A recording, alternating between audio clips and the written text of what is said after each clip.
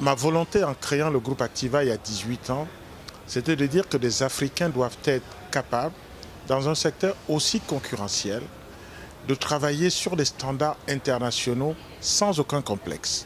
Sans aucun complexe. Nous avons la capacité de créer des produits. Nous avons accès au même marché mondial de la réassurance. Nous pouvons avoir de la ressource humaine, qui est le principal capital de notre activité. Donc, dès le début, notre volonté était de créer une société ayant une ambition africaine. C'est pour cela qu'en plus d'Activa Assurance, le groupe que j'ai fondé il y a 18 ans et qui est présent aujourd'hui dans 7 pays africains, nous avons en même temps, depuis près d'une dizaine d'années, créé le réseau Globus, qui est le premier réseau africain qui est présent dans 43 pays africains. Et ce réseau, c'est justement pour répondre aux besoins des multinationales qui sont présentes dans tout notre continent. Et ces multinationales, ils ont besoin aujourd'hui d'un assureur qui leur apporte une seule solution sur une plateforme qui règle leurs besoins d'assurance où que ce soit sur le continent africain. C'est vraiment l'ambition que nous avions dès la création. Et c'est vrai qu'après 18 ans d'existence, nous pensons poursuivre notre chemin. Et c'est pour cela que nous sommes très fiers d'accueillir Proparco parmi nos partenaires financiers qui nous accompagneront dans ce développement.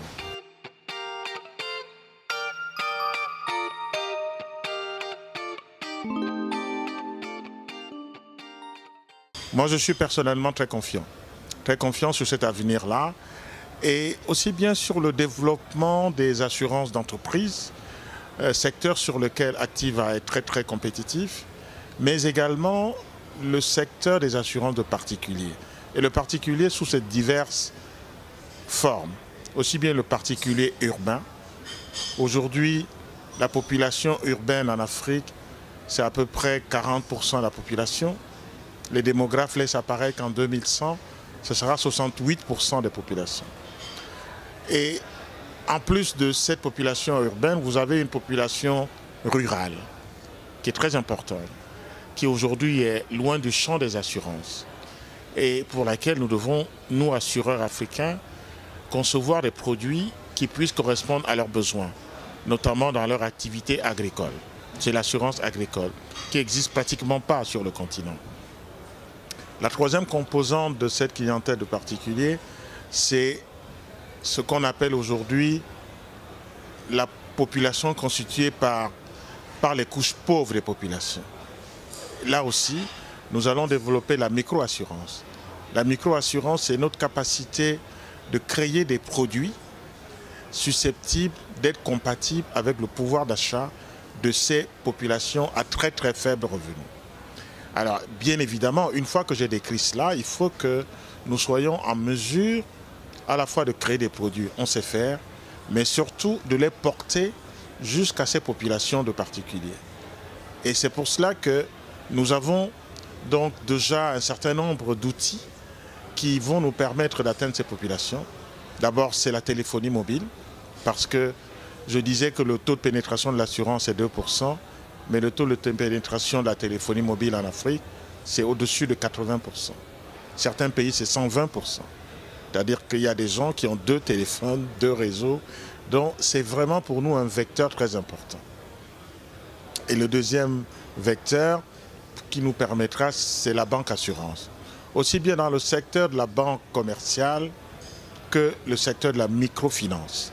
Et c'est également des secteurs sur lesquels notre groupe a fait un certain nombre de développements.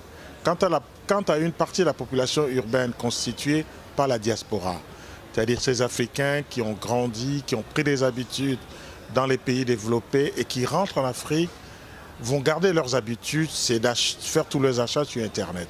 C'est l'assurance faisant digitale que nous devons également pouvoir développer. Mais avec un challenge qui également là ne dépend pas de nous, c'est la fiabilité de la qualité du réseau. Mais je pense qu'on y travaille également.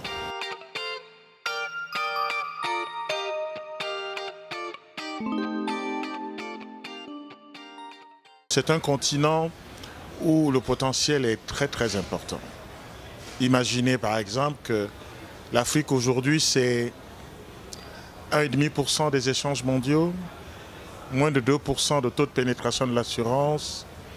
Donc ce sont vraiment des critères et des éléments qui nous laissent apparaître clairement que ce développement va se poursuivre de manière harmonieuse sur cette période. Évidemment, avec un certain nombre de challenges. J'en relèverai que deux.